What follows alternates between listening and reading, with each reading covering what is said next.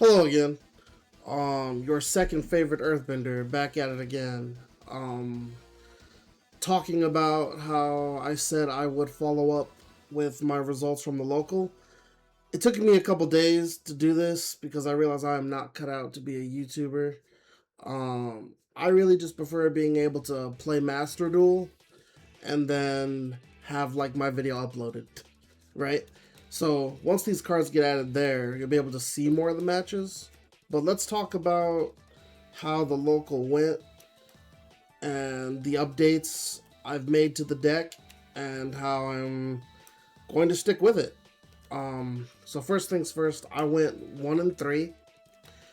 Um, that's kind of, I guess, what you would expect, right, from this deck. However, the numbers don't tell the story. I Two of those games were close, and the problem was in one of the games, I just made a huge misplay. My opponent was nice. He let me take back one misplay earlier, but then I made a second misplay, the one that would have won me the game, and he wasn't going to allow that one. So that was one of them. I beat a branded deck. If you're wondering what the win was against, I beat a branded deck.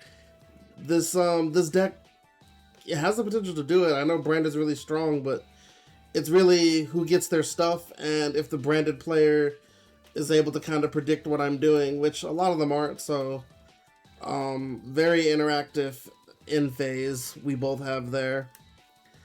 I'm shuffling because I'm going to show some test hands of the new deck had to make here. What else? I played Sky Striker. I played Doomsy. In Doomsy, that was the match where I made a mistake that would have won me the game. So I was one misplay away from beating a Doomsy player. And then, in the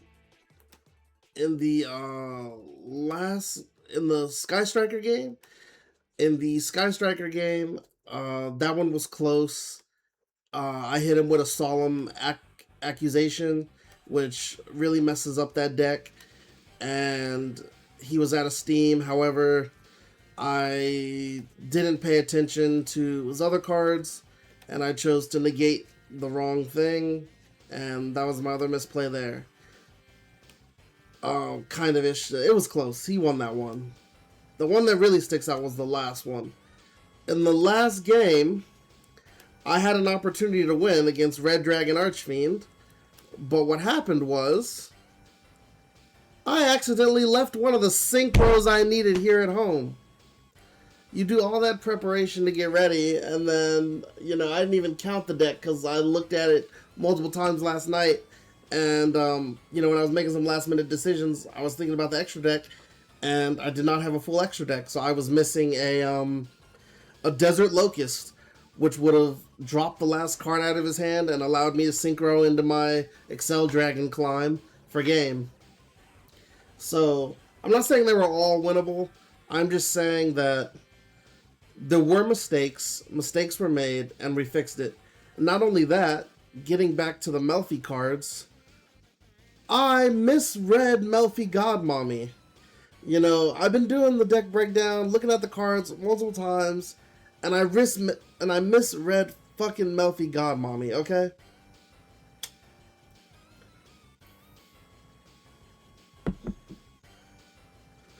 Hope you don't mind. When I switch the camera, you'll see less of me smoking, I guess. The card says,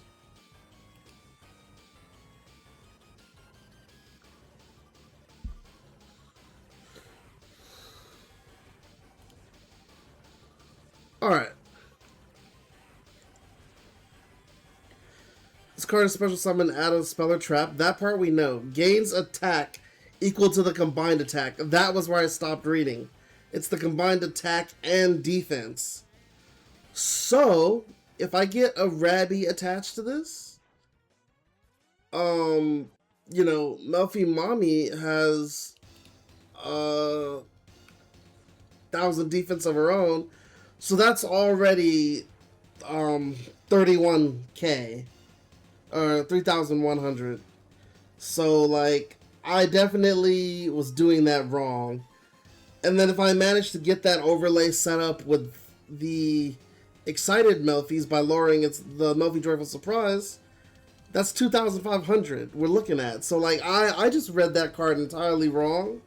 So it's back in as it should be, and made some other changes. We're gonna go with 2 of these because this is a very powerful bounce. It's good summon from the grave. It's good recursion, and we're going with 2 of these. I know I love the Melffy shotgun. I talk about it all the time, but I had to abandon it. And we're just going to use the Satellite Warrior and loop Kalantos's the old school way.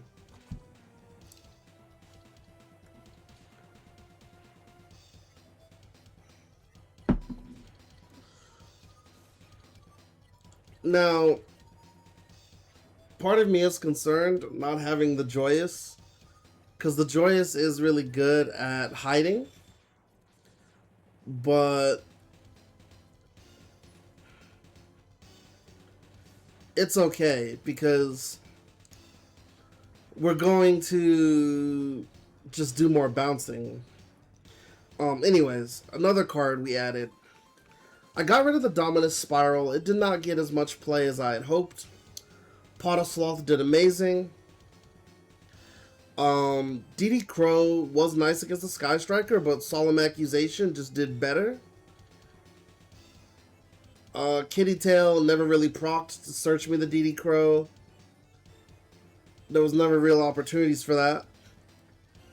So yeah, that's out. The Irish Sword Soul, it did proc. It was nice, but I think Ghost Bell and then backing it up with Crossout's gonna give me more options, as well as make sure that I'm working harder to prevent them from stopping Melffy footsteps. Last but not least, the Sloppy Stasher Squirrel. I saw a guy talking about this. There's a YouTuber out there, it's a Spanish guy. I'm forgetting the name right now, but he was going through tech cards, and this one came up. And this one, I had to read this one multiple times before I got it. During the main phase, quick effect. Target up 3 spell and trap cards in your graveyard, banish them. And if you do, shuffle them into the deck during the end phase of the next turn. So it's not your turn, it's not the end of your next turn, it's just the end of the next turn. So this is a quick effect, right? Anyways, during your standby phase, you can target one of your banished spell and traps, set it. You can only use each effect of Sloppy Stasher Squirrel once per turn. So, if I manage to sneak this out on the opponent's turn during the main phase, that's going to allow me to recycle the powerful cards, right? That'll allow me to bring back Pinpoint Landing, bring back Pot of Sloth, bring back Accusation. Now the thing is, it's not going to bring all of them back at once. You banish them, and then during my next end phase, they're going to go back into the deck. But during my standby phase, I can target one of my banished spell and trap cards and set it. That's really good, because if this thing is just out on my standby phase, I get that ability. Now, if I didn't get to proc the sending 3 back, this card has an ability where I can banish this card from the graveyard, target 2 Melffy cards, add one of them to my hand, 2 Melffy cards, add one of them to my hand, and place the other on the bottom of the deck. Very strong ability. Again, misplayed like crazy how many times I did not resolve that. Crazy how much I didn't do that, but this is why we play the deck. You get used to it. I had taken this out, but again, target one Melffy monster in your field or graveyard, return to hand, then fusion summon one beast from your extra deck using monsters from your hand or field. So this lets me take one from the grave as material, which will help. And then if I control an Xyz monster, you can banish this card from the graveyard. Monsters you control that are special summoned to the extra deck are unaffected by your opponent's activated effects. So that'll help protect my Xyz. Which is why I probably also don't need Joyous as much. And then, again, this is banishing it. So, Sloppy Snatcher Squirrel will set this card back on my turn. They'll set back Solemn Accusation. We don't ever want to use Dominus Impulse from the hand or it'll shut our deck off. But it's a really good ability. And the fact that we're going to be setting it and then getting it banished with Sloppy Stasher and on cycle get this back in, that's the benefit of this card.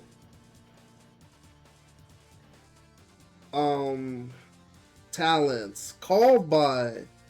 So yeah, even one-ofs, we're gonna cycle back one-ofs. Especially if we can use it the same turn, you know? Now, quick play you can't use the same turn. But continuous and normal spell we can. So, those are the only big changes. I am now much more aware of the fact that this monster can easily have, I mean, shoot. Let me just say it was a rabbit and a regular Melffy. So just a rabbit and a regular Melffy. That's 21 plus the 400, so that's already 25. Then it mixes with the mommy. The mommy's making it 45. The god mommy has 0. So with the material I just mentioned, it comes out at 45 attack. Yeah. Comes out at 4,500, 200 attack. You already know, doing that, if I manage to get that off, that's game. So, we're going to try this at the local today. We're going to try to be smarter. Some other things I've considered is an extra penny and dropping Finny. But, yeah, we're just going to go with this for now. You know, we could even drop Pinpoint. But again, this card was really good. Really annoyed people how much draw power is getting. And yeah, we have this line back in here. We dropped Sprend. Yeah, so... Oh, and then the side deck. Fenrir is good. I thought about going Unicorn. I'm still kind of thinking about it. Because Cool Tune's really annoying. That was the funny thing. There were very few Cool Tunes. All that talk, and I ran into the night where people didn't want to play Cool Tune, I guess. So, whatever, but we still got to be ready. I think Fenrir potentially is still better because, like, banishing their stuff out of the extra deck, I'm playing a lot of branded players. That's not going to bother them. The Cool Tune players, it's like all they're running, so they run a lot of copies. It's just really slow to try to get it going against them, the Unicorn. But the Fenrir is at least taking out an active threat on the board and then still gets to swing. And that's pretty good. We added in Dark Spirit Mastery. Discard a card, add 1 level 8 Fiend monster from your deck or graveyard to your hand. That's going to search our Lava Golem.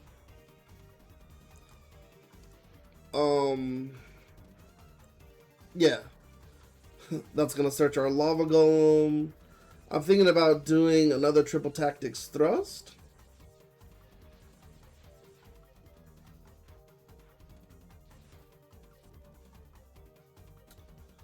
Another Thrust would be interesting, but I like the Sloppy Squirrel with the idea of some of these powerful traps. Like Solemn Judgment, Daruma Cannon, Imperm, Illusion Gates.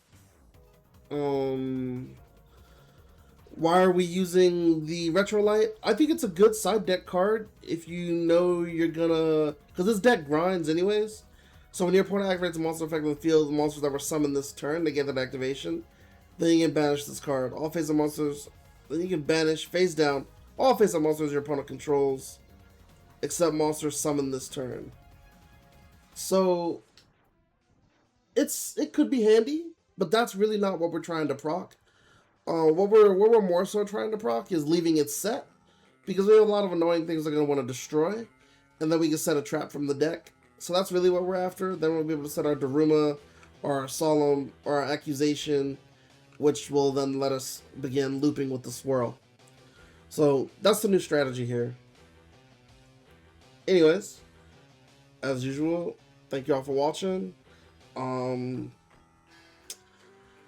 any questions or comments or concerns, always welcomed. Just trying to get better at this game. Love playing Melffys. It's a cheap deck that I don't mind putting a lot of money into. I understand if you don't want to put money into it. I've been seeing Melffy profiles go up. And yeah, like, I really like some of the cheap, pure builds. Like, you don't have to try to drop money on some of this tech that I put in here. But it's just, it goes to show the versatility of the deck.